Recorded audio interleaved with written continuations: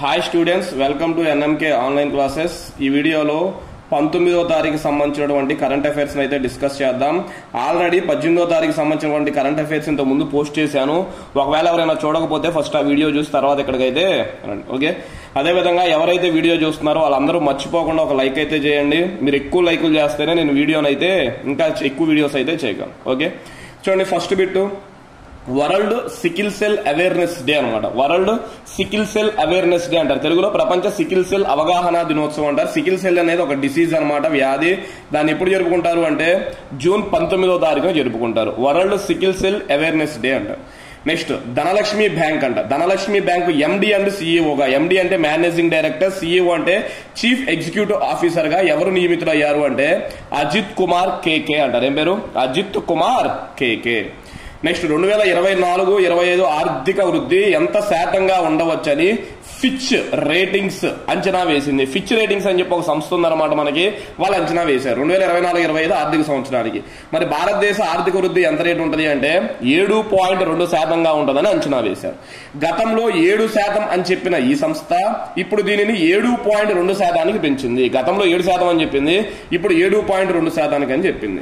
చూడండి, ఇటీవల ప్రకటించిన సంస్థలు చూస్తే ఫిచ్ సంస్థ అంటారు. ఏంటిది? ఫిచ్ సంస్థ అంటారు. 7.2% చెప్పింది. ఇప్పుడు చెప్తున్నాడు. ఏడీబీ అంటారు, ఏషియన్ డెవలప్మెంట్ బ్యాంక్ అంటారు, 7% చెప్పింది. S&P గ్లోబల్ సంస్థ అంటారు, 6.8% ఉంటుందని చెప్పింది. మూడీస్ సంస్థ అంటారు, 6.6 అని చెప్పింది. డెలాయిట్ సంస్థ అంటారు, 6.6 అని చెప్పింది. ఆర్బీఐ అంటారు, రిజర్వ్ బ్యాంక్ ఆఫ్ ఇండియా, 7.2% ఉన్నట్లయితే చెప్పారన్నమాట. అదొద్దా, వీళ్ళు ఇటీవల కాలంలో భారతదేశ ఆర్థిక అభివృద్ధిని అంచనా వేయడం అయితే జరుగుతుంది. అదేవిధంగా ఈ ఫిచ్ రేటింగ్ సంస్థ చూడండి మనకి ఇంకా 2024-2025-26లో దేశ వృద్ధి రేటు 6.5%గా, 2026-27లో దేశ వృద్ధి రేటు 6.2% నమోదు అవ్వవచ్చని ఫిచ్ అంచనా వేసింది. అదోనా 2024-25 అయితే 7.2%, 2025-26 అయితే 6.5%, 2026-27 అయితే 6.2% ఉంటుందని చెప్పి అంచనా అయితే వేసిందంట. నెక్స్ట్ దాని తర్వాత వచ్చేటప్పటికి చూడండి 4, పేటిఎం యొక్క నాన్ ఎగ్జిక్యూటివ్ ఇండిపెండెంట్ డైరెక్టర్ గా ఎవరు నియమితులయ్యారు? పేటిఎం యొక్క నాన్ ఎగ్జిక్యూటివ్ ఇండిపెండెంట్ డైరెక్టర్ గా ఎవరు నియమితులయ్యారు అంటే ఆయన పేరు రాజీవ్ కృష్ణమురళి అగర్వాల్ అంటారు. రాజీవ్ కృష్ణమురళి అగర్వాల్.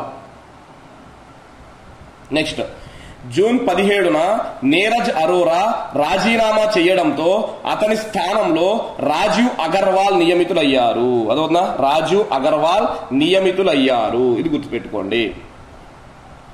నెక్స్ట్ దాని తర్వాత చూడండి 5, ఎన్ఎండిసి సంస్థ అంటారు. ఏంటిది? ఎన్ఎండిసి సంస్థ అంటారు. ఇక్కడ ఎన్ఎండిసి అంటే కింద చెప్పాను చూడండి. ఎన్ఎండిసి సంస్థ నూతన పరిశోధన అభివృద్ధి కేంద్రాన్ని ఎక్కడ ప్రారంభించారు? అదోనా ఎన్ఎండిసి యొక్క నూతన పరిశోధన అభివృద్ధి కేంద్రాన్ని ఎక్కడ ప్రారంభించారు అంటే హైదరాబాద్ లో కూడా ఎక్కడ అంటే పటాన్ చెరువు దగ్గర. ఎక్కడ? పటాన్ చెరువు దగ్గర. ఎన్ఎండిసి సంస్థ సిఎండి అంటే చీఫ్ మేనేజింగ్ డైరెక్టర్ అయిన అమితావ్ ముఖర్జీ దీనిని ప్రారంభించారు. మరి ఎన్ఎండిసి అంటే అర్థం ఏంటిది? National mineral development corporation. National mineral development corporation అంటారు.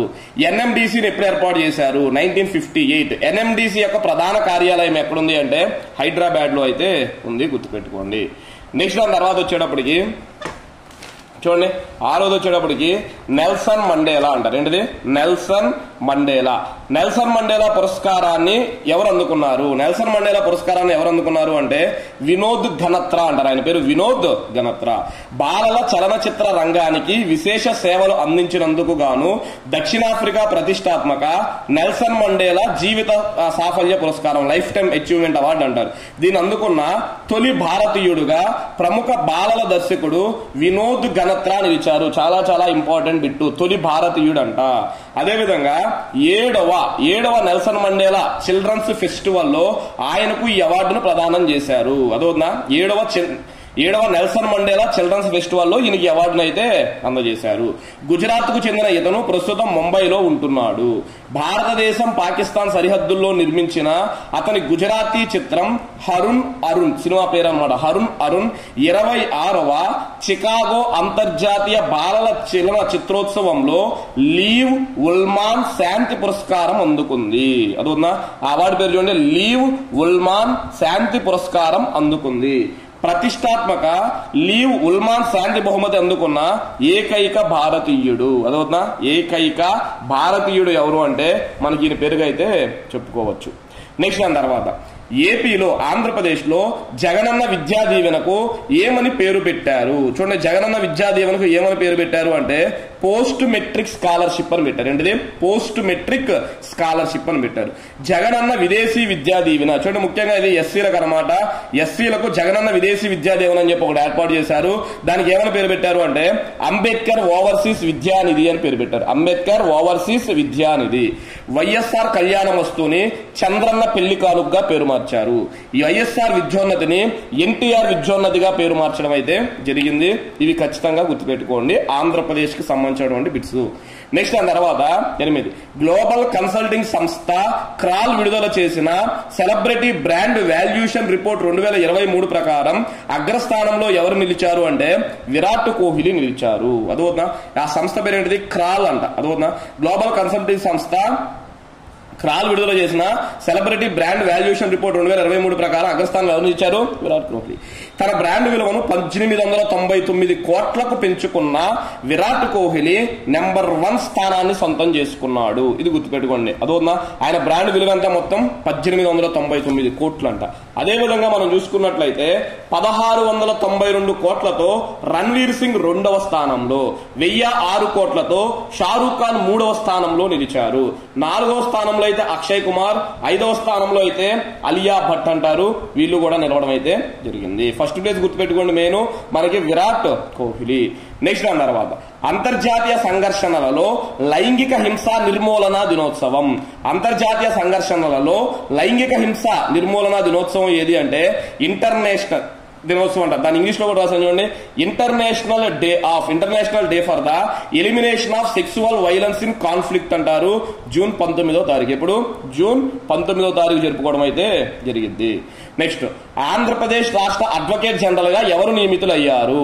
ఆంధ్రప్రదేశ్ రాష్ట్ర అడ్వకేట్ జనరల్ గా ఎవరు నియమితులయ్యారు అంటే ఆయన పేరు డి శ్రీనివాస్ అంటారు అనమాట. చూడండి, దమ్మలపాటి శ్రీనివాస్ అనే పేరుతో పిలుస్తారు. దమ్మలపాటి శ్రీనివాస్. ఈయన అడ్వకేట్ జనరల్ గా నియమితులవ్వడం ఇది 2వసారి. గతంలో 2016 నుంచి 2019 వరకు కూడా ఈయన అడ్వకేట్ జనరల్ గా అయితే పనిచేశారు. ఓకే, దేశ స్థాయిలో అయితే అటార్నీ జనరల్ ఉంటాడు, రాష్ట్ర స్థాయిలో అయితే అడ్వకేట్ జనరల్ ఉంటాడు ప్రభుత్వం తరపున కేసులు వాదించడానికి. నెక్స్ట్ ఆంధ్రప్రదేశ్ రాష్ట్ర విమానాశ్రయాల అభివృద్ధి సంస్థ ఎండీగా మేనేజింగ్ డైరెక్టర్ గా ప్రభుత్వం ఎవరిని తొలగించింది? అదోనా ఎవరిని తొలగించింది అంటే భరత్ రెడ్డిని తొలగించింది. ఈయన స్థానంలో భరత్ రెడ్డి స్థానంలో ఎవరు బాధ్యతలు తీసుకున్నారు అంటే యువరాజ్ అనమాట. ఎవరు? యువరాజ్. దీనికి ఆంధ్రప్రదేశ్ రాష్ట్ర విమానాశ్రయాల అభివృద్ధి సంస్థ ఎండీ ఎవరు అంటే యువరాజ్. గుర్తుపెట్టుకోండి. నెక్స్ట్ మొత్తం ఎన్ని పార్టీల సభ్యులతో 18వ లోక్సభ ఏర్పడింది? మొత్తం ఎన్ని పార్టీల సభ్యులతో 18వ లోక్సభ ఏర్పడింది అంటే 41 పార్టీల సభ్యులతో. 18వ లోక్సభలో సంఖ్యాపరంగా అతిపెద్ద పార్టీ ఏది అంటే బీజేపీ. బీజేపీకి మొత్తం ఎన్ని స్థానాలు వచ్చినాయి అంటే 240 స్థానాలు. రెండో పార్టీ ఏది అంటే కాంగ్రెస్. ఎన్ని స్థానాలు అంటే 99. మూడోది వచ్చేటప్పటికి సమాజ్వాద్ పార్టీ అంటారు, ఉత్తరప్రదేశ్ 37 సీట్లు వచ్చాయి. 4వ ప్లేస్ లో తృణమూల్ కాంగ్రెస్ పార్టీ అంటారు, వెస్ట్ బెంగాల్ మమతా బెనర్జీ తర్వాత 28 స్థానాలు. 5వ స్థానంలో అయితే డిఎంకే ద్రవిడ మున్నెట్ర కజగం అంటారు, తమిళనాడు 22 స్థానాలు. 6వ ప్లేస్ లో అయితే టీడీపీ తెలుగుదేశం పార్టీ 16 స్థానాలు. 15వ స్థానంలో అయితే వైసీపీ 4 స్థానాలు. అదవుతుందా ఏంటిది? పార్టీల పరంగా 41 పార్టీల సభ్యులు లోక్సభలో ఉండడం అయితే జరిగింది. గుర్తుపెట్టుకోండి. నెక్స్ట్ దాని తర్వాత 13 వార్తల్లో నిలిచిన వయనాడ్ లోక్సభ నియోజకవర్గం ఏ రాష్ట్రంలో గలదు అంటే కేరళ. దీనికి సంబంధించి ఆల్రెడీ ముందు కూడా ఒక వీడియో చేశాను, దాంట్లో కూడా దీని గురించి అయితే చర్చించాను. మళ్ళీ ఇక్కడ వచ్చింది చూడండి కేరళ. కాంగ్రెస్ అగ్రనేత రాహుల్ గాంధీ వయనాడ్ స్థానానికి రాజీనామా చేసేశారు. ఆయన యూపీలోని రాయబరేలీ నుండి ఎంపీగా కొనసాగుతున్నారు. ఆయన 2 చోట్ల పోటీ చేశాడు. ఒకటి కేరళలోని వయనాడు, రెండోది ఉత్తరప్రదేశ్ లోని రాయబరేలీ. ఇప్పుడు వయనాడుకి రాజీనామా చేసేశాడు. వయనాడు నుంచి ఎవరు మనకి ప్రియాంక గాంధీ గారు అయితే పోటీ చేయబోతున్నారు. లాస్ట్ వీడియోలో కూడా దీని గురించి అయితే డిస్కషన్ చేశాను. ఓకే, నెక్స్ట్ ఆ తర్వాత 14 ప్రధానమంత్రి కిసాన్ సమ్మాన్, చూడండి, ప్రధానమంత్రి కిసాన్ సమ్మాన్ సమ్మేళన్ కార్యక్రమం. అదవుతుందా? ప్రధానమంత్రి కిసాన్ సమ్మాన్ సమ్మేళన కార్యక్రమాన్ని మోడీ ఎక్కడ ప్రారంభించారు అంటే వారణాసిలో ప్రారంభించారు. ఎక్కడ? వారణాసి అంటారు. దేశంలో 9.26 కోట్ల రైతులకు ఆదాయ మద్దతు పథకంలో భాగంగా 20,000 కోట్ల కిసాన్ సమ్మాన్ నిధులను విడుదల చేశారు. మీకు ఆల్రెడీ మనం చెప్పా, ప్రధానమంత్రి మొట్టమొదటిసారిగా ఈ కిసాన్ సమ్మాన్ నిధులపైనే సంతకం చేశాడు అని చెప్పి 20,000 కోట్లను రిలీజ్ చేశారు. తద్వారా 9.26 కోట్ల రైతులకైతే మేలైతే జరగబోతుంది. నెక్స్ట్ 15 లక్షల మంది వలసదారులకు ఏ అగ్రదేశం పౌరసత్వం కల్పిస్తున్నట్లు ప్రకటించింది. లక్షల మంది వలసదారులకు ఏ దేశం అగ్రదేశం పౌరసత్వం కల్పిస్తున్నట్లు ప్రకటించింది అంటే అమెరికా. ఏ దేశం? అమెరికా. అమెరికా పౌరులను పెళ్లి చేసుకుని కూడా చట్టబద్ధ హోదా లేకుండా అమెరికాలో నివసిస్తున్న వారికి శాశ్వత పౌరసత్వం అందించాలని అమెరికా ప్రభుత్వం నిర్ణయించింది. చూడండి, అమెరికా పౌరులను వివాహం చేసుకోనంట ఇంకా వాళ్ళకి పౌరసత్వం రాలా, అలాంటి వాళ్ళందరికీ పౌరసత్వం ఇస్తుంది. ఈ ప్రకటనతో దాదాపు 5 లక్షల మందికి ప్రయోజనం అయితే చేకూరుతుంది. సుమారు 5 లక్షల మందికి ఏంటిది ప్రయోజనం చేకూరుతుంది. నెక్స్ట్, ఆర్మేనియాలో జరుగుతున్న స్టీపాన్ యవాగ్ యాన్ స్మారక చెస్ టోర్నీ. దాని పేరు చూడండి, ఆర్మేనియాలో జరుగుతున్న స్టీపాన్ యవాగ్ యాన్ స్మారక చెస్ టోర్నీలో విజేతగా ఎవరు నిలిచారు అంటే అర్జున్ ఇరిగేసి అంటారు. మన తెలుగువాడు, తెలంగాణ వాడు అన్నమాట. ఈయన గెలిచాడు. మామూలుగా ఇలాంటి బిట్స్ మనకు అవసరం, కాకపోతే గెలిచింది మనవాడు కాబట్టి మనం చదువుకోవాలి. అర్థమవుతుందా? Arjun Erigaisi. Next, T20 cricket చరిత్రలో ఒకే ఓవర్లో అత్యధిక పరుగులు ఇచ్చిన 2వ బౌలర్ గా ఎవరు నిలిచారు? T20 క్రికెట్ చరిత్రలో ఒకే ఓవర్లో అత్యధిక పరుగులు ఇచ్చిన అంటే 36 పరుగులు ఇచ్చాడంట.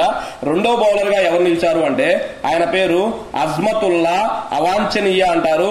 ఆఫ్ఘనిస్తాన్ బౌలర్ అన్నమాట. అజ్మతుల్లా అవాంఛనీయ, ఆఫ్ఘనిస్తాన్.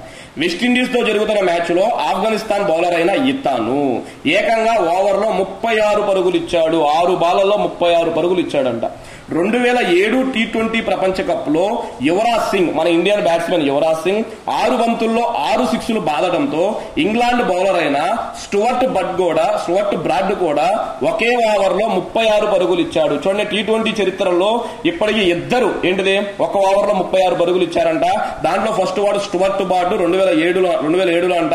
ఆయన 36 పరుగులు మన యువరాజ్ సింగే కొట్టాడంట. అదవుతుందా? ఇప్పుడు రెండో వాడు ఎవరు అంటే అజ్మతుల్లా, ఆఫ్ఘనిస్తాన్ బౌలర్ అంట. వెస్టిండీస్ వాళ్ళు అయితే ఈయన బౌలింగ్ కొట్టారు. ఓకే, ఇవి స్టూడెంట్స్ మొత్తం 17 బిట్స్ ఉన్నాయి. ఇవి మనకు వచ్చేటప్పటికి ప్రధానంగా 19వ తారీఖుకి సంబంధించినటువంటి కరెంట్ అఫైర్స్ అన్నమాట. ఓకే, నెక్స్ట్ దాని తర్వాత వచ్చేటప్పటికి 20వ తారీఖుకి సంబంధించినటువంటి కరెంట్ అఫైర్స్ కూడా నేను ఆల్రెడీ రాసేసాను. మరొక 1 అవర్ లోపు ఆ 20వ తారీఖుకి సంబంధించినటువంటి కరెంట్ అఫైర్స్ కూడా పోస్ట్ చేస్తాను.